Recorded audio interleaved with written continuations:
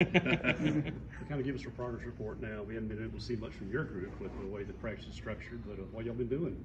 We have two pretty good returners. I'm just going to mention that real quick. Kind of under the radar guys.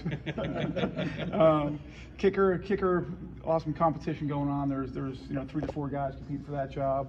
Kickoff as well. There's 4 guys that are capable, and then also at the punter, Keelan Crimmins and Andrew Osteen, two really good punters as well. So a lot more depth, a lot more competition, a lot more. You don't make your kick or you don't execute. There's somebody else ready to kind of to earn that rep. So it's been good to have that in camp. How is that transition with Crimmins from Australian rules football to American football, or is it a big transition? We just have to change. You can't eat no kangaroo meat here. You can't eat any of that. Which I learned they were pests. They're pests in Australia. You can actually eat them over there. So that was an interesting fun fact from Keelan. But no, he played Australian rules football for about 3 years and some leagues there. So they grow up playing with their feet, versus of course baseball or something like that. So when he can run around and somebody runs a post route, you can kind of just hunt it up to him in stride. So it's just getting him used to the American game and kind of things we're looking for from our scheme and what we're trying to do. And then obviously Andrew, coming from UCF's got a lot of experience and been an outstanding holder for us so far through fall camp as well. Speaking of Keelan, I mean, obviously that's a different style than what they've had here. Do you like that style? Or are you trying to force feed something else? I mean, how are you kind of utilizing that? Yeah, John, I'm a big fan of the style, and I've done it in 2 to 3 places I've been at, and it's they always have the right guy for the job. Now we have the absolute guy for the job.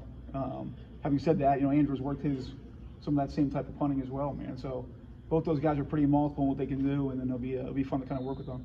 Knowing Keelan's background, though, how likely is Coach Mele going to call like a fake punt or something where he can use his athleticism to do something besides punt? Yeah, I mean, he might have to do that on his own and trump me. I don't know. We'll have something in the pocket for that. Maybe the kangaroo pass or something.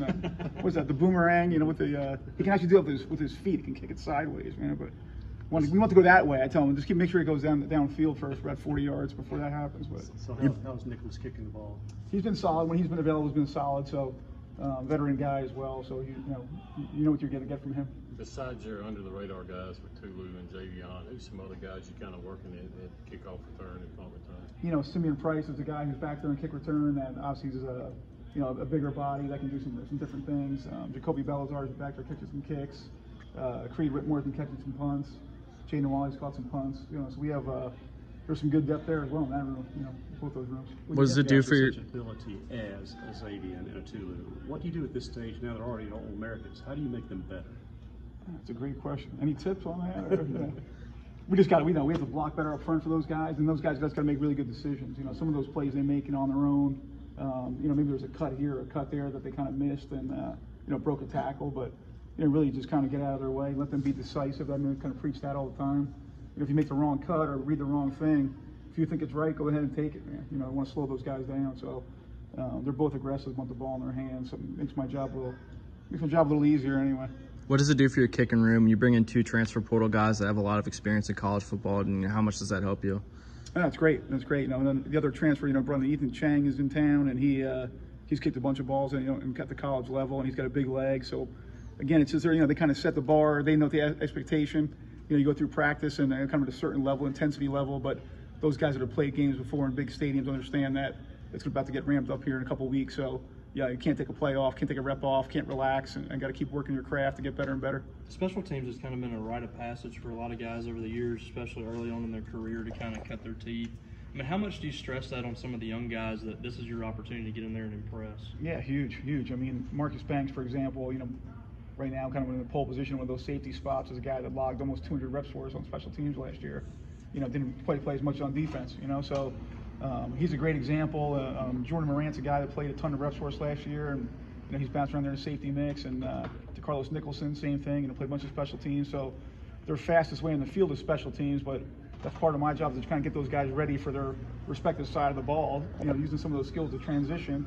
And they're battle tested, right? It's not the first time you threw them out there on a defensive snap or an offensive snap. So it's a great buy-in, right? That part of it is great. I mean, guys want to be out there and want to be on special teams, and including the vets, right, all the way down to the young guys. Are there some younger guys that you think could be, potential special team demons that you're seeing early? Yeah, I've heard his name before. You guys talking to Isaac Smith is a guy that can do that, and Zachary Tillman, Avery Sledge. These are guys that are really gifted athletes. That maybe not quite ready to step into certain positions, but obviously they can help us out. Because they're all in, they're giving 100%. They've got the ability and the talent level to do it.